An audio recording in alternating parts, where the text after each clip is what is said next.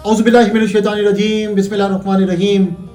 तमाम तारीफ़ें अल्लाह रब्बुल इज़्ज़त के लिए जो कुल जहानों का पालने वाला है, और बेशुमार दुरूद सलाम हुज़ूर नबी करीम रऊफ़ुर रहीम की ज़ात गिरामी पर, जिन्हें अल्लाह रब्बुल इज़्ज़त ने रहमतुल लिल आलमीन बनाकर मबूस फरमाया। तमाम नाज़रीन इकराम की खिदमत में अस्सलामु अलैकुम व रहमतुल्लाहि व बरकातुहू। प्रोग्राम राज़ रमज़ान के दूसरे एपिसोड के साथ आपकी खिदमत में हाजिर हैं। मैं हूँ आपका मेज़बान मोहम्मद रज़ा पूनावाला। इस प्रोग्राम में हम गुफ्तगू करेंगे उन इबादत के तारीख़ी पस मंज़र के हवाले से जो रमज़ानुल मुबारक में अदा की जाती हैं, और साथ ही आपको ले चलेंगे इस्लामी तारीख़ के उन अहम लम्हात की तरफ जिनका ताल्लुक़ खुसूसन रमज़ान से है। राज़ रमज़ान की हर किस्त सिर्फ मालूमात नहीं देगी, बल्कि आपको बेहतर इंसान बनने की दावत भी देगी। नाज़रीन, रमज़ान मुबारक का महीना अपने साथ बेशुमार खुशियाँ लेकर आता है, क्योंकि इस माह में अल्लाह ताला की रहमतों का ख़ास नुज़ूल होता है। दुनियावी कामों के औकात में कमी और इबादतों के औकात कार बढ़ जाते हैं। एक माह के लिए सहर और इफ्तार की बरकतों को समेटने का मौका मिलता है, और लोगों में नेकी करने और बुराइयों से बचने का जज्बा बढ़ जाता है। रमज़ान मुबारक में खुशी की एक वजह यह भी होती है कि इस महीने मस्जिदों में रौनकें और बहार आ जाती है। नमाजियों की तादाद में कई गुना इजाफा हो जाता है। पहली रमज़ान की फजर में अक्सर मसाजिद में जुमे का समा लगता है, और हर नमाज में जब लोग अपने घरों, दफ्तरों और कारोबारी मराकज़ से मस्जिदों की तरफ दौड़ते हैं तो मक्के और मदीने की याद आ जाती है। लेकिन इन खुशियों के साथ इस फिक्र का एहसास भी होता है कि ये शौक़ और ज़ौक़ सिर्फ रमज़ान में ही क्यों नज़र आता है, या दूसरे लफ्ज़ों में रमज़ान के रुखसत होते ही नमाजों का यह जज्बा ठंडा क्यों पड़ जाता है। माना कि रोज़े सिर्फ रमज़ान में ही फ़र्ज़ हैं, लेकिन नमाज तो रमज़ान में फ़र्ज़ नहीं, और हम ईद के चांद के साथ ही अगले रमज़ान तक इसे तर्क कर देते हैं।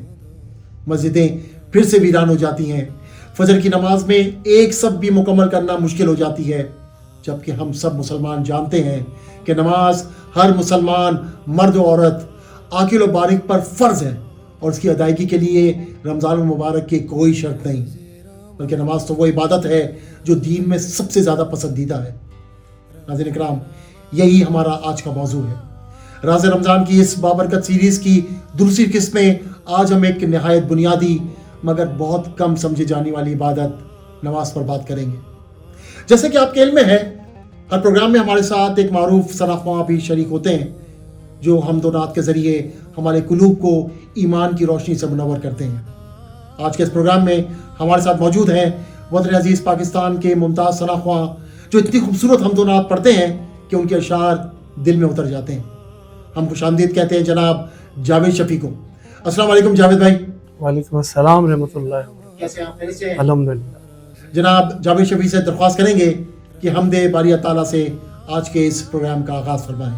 हमारे उस्ताद मोहतरम जनाब कमर अंजुम साहब का लिखा हुआ खूबसूरत हम के चंद अशार इंशाअल्लाह मैं पेश करता हूँ।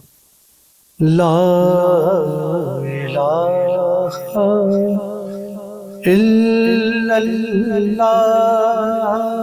ला इलाहा इल्लल्लाह, ला इलाहा इल्लल्लाह, ला इलाहा इल्लल्लाह। अव्वल व आखिर है अल्लाह,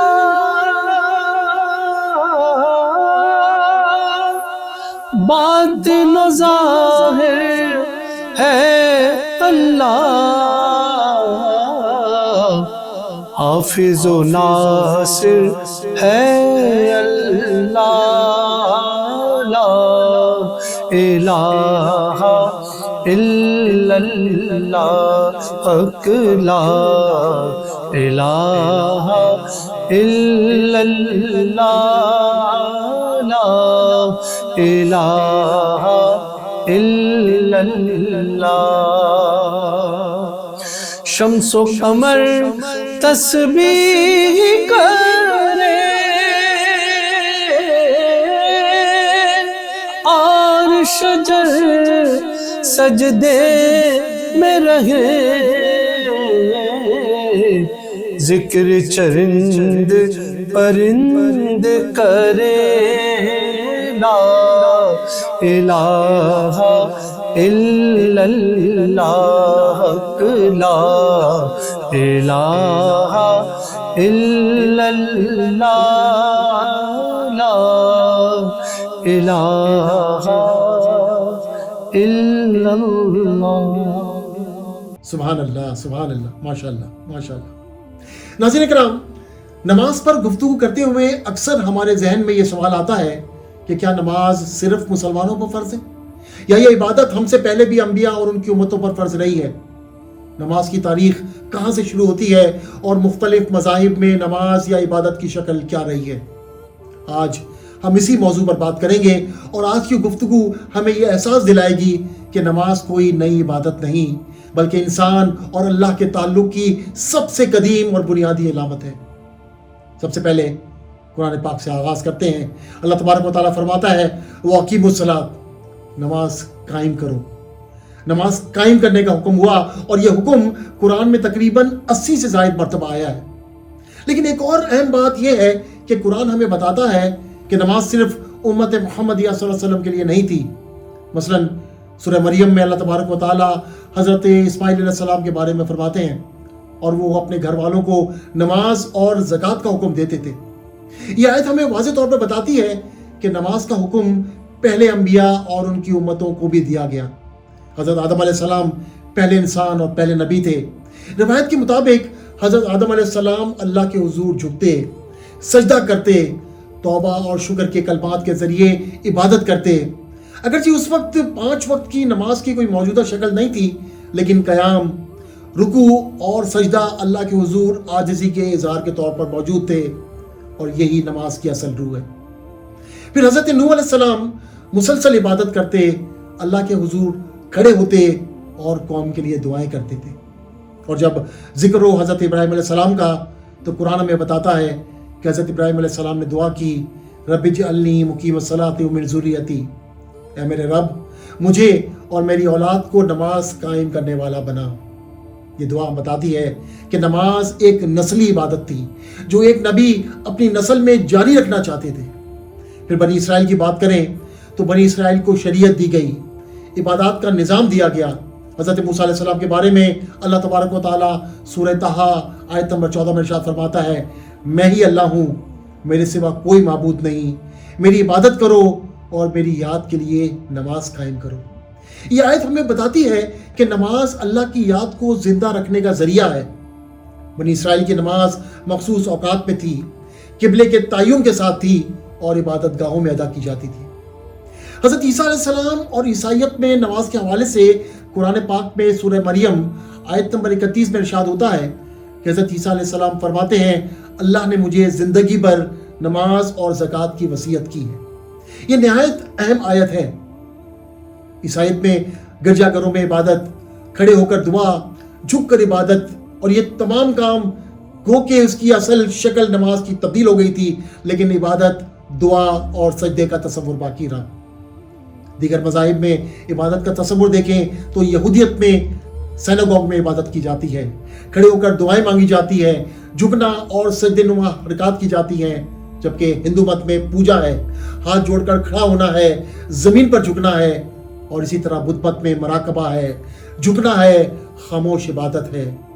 اور یہ سب اس بات کا ثبوت ہے کہ انسان فطری طور پر کسی اعلیٰ طاقت کے سامنے جھکنے کی ضرورت محسوس کرتا ہے. پھر اگر اسلام میں نماز کا امتیاز دیکھا جائے تو اسلام میں نماز معراج کا تحفہ ہے. بلا واسطہ دن رات میں 5 وقت نماز فرض کی گئی. اور اسلام میں نماز کوئی عام عبادت نہیں بلکہ یہ جسم کی عبادت ہے، دل کی عبادت ہے، بلکہ روح کی عبادت ہے. نبی کریم صلی اللہ علیہ وسلم نے فرمایا نماز مومن کی معراج ہے. اسلام میں نماز کی خصوصیات دیکھیں تو یہ وقت مقررہ پر ادا کی جاتی ہے، اس کے لیے طہارت شرط ہے اور قبلے کا بھی تعین کیا گیا.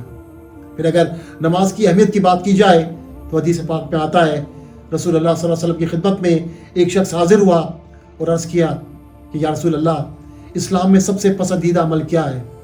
آپ صلی اللہ علیہ وسلم نے فرمایا نماز کو وقت پر ادا کرنا، اور جس نے نماز ترک کی اس کا کوئی دین نہیں، اور نماز دین کا ستون ہے. پھر اگر نماز کے مقصد کی طرف آئیں تو قرآن پاک فرماتا ہے واقیم الصلاۃ ان الصلاۃ تنہی عن الفحشاء والمنکر، اور نماز قائم کرو، بے شک نماز بے حیائی اور بری باتوں سے روکتی ہے۔ وہ اگر مسلمان اپنے آپ کو صرف نماز کا عادی بنا لے تو یہ نماز اسے بے شمار برائیوں سے دور کر سکتی ہے۔ اسی طرح سورۃ المعارج کی ایک آیت کا مفہوم ہے کہ انسان کو بڑا بے صبرا اور حریص بنایا گیا، مگر جو کوئی نماز کا عادی ہو اللہ تعالیٰ اسے ان دنیاوی عیوب مثلا حرص اور ہوس وغیرہ سے بچا لے گا۔ حضرت انس رضی اللہ تعالیٰ عنہ سے روایت ہے کہ ایک انصاری نوجوان رسول اللہ صلی اللہ علیہ وسلم کے ساتھ مسجد نبوی میں نماز پڑھتا تھا اور بہت سے گناہ کبیرہ کا ارتکاب بھی کرتا تھا۔ جب رسول اللہ صلی اللہ علیہ وسلم سے اس کی شکایت کی گئی تو آپ نے ارشاد فرمایا اس کی نماز کسی دن اسے ان باتوں سے روک دے گی۔ چنانچہ ایسا ہی ہوا اور کچھ عرصے میں اس نے توبہ کر لی اور اس کا حال بہتر ہو گیا۔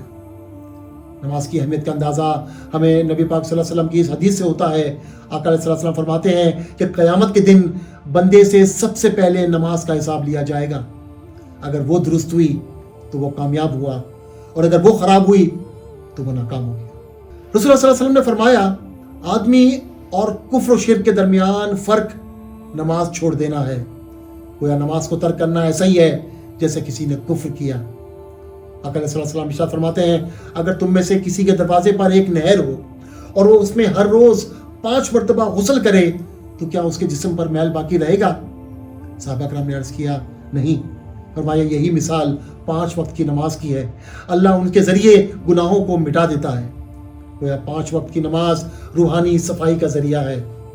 رسول اللہ صلی اللہ علیہ وسلم ایک اور جگہ پر ارشاد فرماتے ہیں جماعت کے ساتھ نماز پڑھنا اکیلے نماز پڑھنے سے 27 درجے زیادہ فضیلت رکھتا ہے۔ پھر آقا علیہ الصلوۃ والسلام کا ایک اور ارشاد گرامی کہ بندہ اپنے رب کے سب سے زیادہ قریب اس وقت ہوتا ہے جب وہ سجدے میں ہوتا ہے۔ رمضان کی خوشیوں میں سے ایک خوشی اللہ کی کرم نوازی کی بھی ہے کہ اس سے مسلمانوں کی اکثریت کے دلوں میں ایمان کو زندہ رکھا ہوا ہے، اور یہی وہ ایمان ہے جو رمضان کے آتے ہی برائیوں سے روک کر ہمیں نیکیوں کی طرف مائل کر دیتا ہے۔ اس ایمان کا زندہ رہنا بہت ضروری ہے، کیونکہ یہ موجود رہا تو اس کی برکتوں سے ایک دن نہ صرف روزوں سے تقویٰ اور پرہیزگاری حاصل ہو جائے گی بلکہ نمازوں کا شوق بھی قائم ہو جائے گا۔ وہ نماز جو انسان کو برائی سے روکتی ہے، دل کو زندہ رکھتی ہے، اللہ سے جوڑتی ہے۔ آئیے اس رمضان میں نماز کو بوجھ نہ سمجھیں بلکہ ملاقات سمجھیں، گفتگو سمجھیں، سکون سمجھیں، اور رمضان میں اپنے آپ کو نماز کا ایسا عادی بنا لیں کہ رمضان کے بعد بھی یہ عادت ہمیشہ قائم رہے۔ اب اپنے میزبان محمد رضا پونا والا کو اجازت دیں۔ 7 رمضان مبارک کو ایک بار پھر حاضر ہوں گے۔ آخر میں نعت رسول مقبول صلی اللہ علیہ وسلم کے لیے جاوید شفیع نقشبندی۔ وحی خدا تیرا سخن قرآن تیرا پیراہن زیر قدم عرش بری یا رحمت للعالمین یا رحمت للعالمین چہرہ کرم کا آئینہ سر رفعت حق کا نشان ابرو ہے محراب حرم آنکھیں ہیں غم خار جہاں والنور جسم محترم شام ابد زلف کرم صبح ازل لاہ جبی یا رحمت للعالمین سوئے تو دل جاگا کرے ہر سانس بن جائے اذان تیری مقدس زندگی تکمیل کامل بے گمان، وہ کیف ہے تقریر میں ہے حلقہ تسخیر میں، سب سامعین و ناظرین یا رحمت للعالمین، میں انجم کم تاب ہوں، انوار تیرے بے قرار، بس ایک توجہ ہے بہت، تو ہے امان بے امان، اپنا تو یہ عالم کے بس ایک ایک پل ایک ایک نفس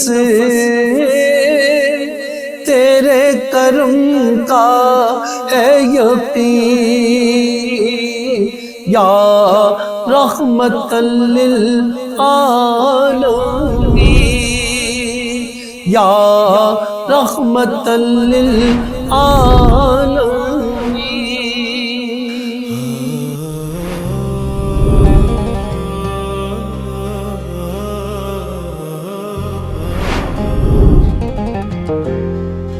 رازی رمضان، رازی رمضان، رازی رمضان۔